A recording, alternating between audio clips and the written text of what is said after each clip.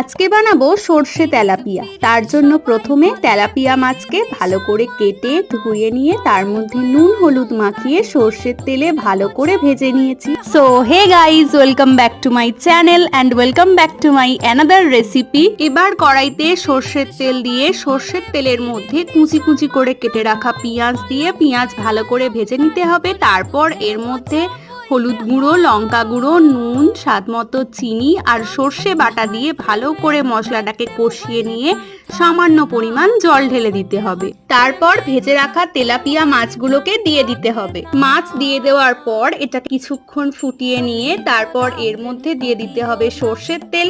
সর্ষের তেল দিয়ে দেওয়ার পর আরো কিছুক্ষণ এটাকে ফুটিয়ে নিলেই তৈরি হয়ে যাবে সর্ষে তেলাপিয়া। রেসিপিটা কেমন লাগলো কমেন্টসে কিন্তু অবশ্যই জানিও। আবার দেখা হবে পরের ভিডিওয়ে। আজকের মতো এখানেই এন্ড করছি। ভালো থেকো, সুস্থ থেকো, বাই বাই।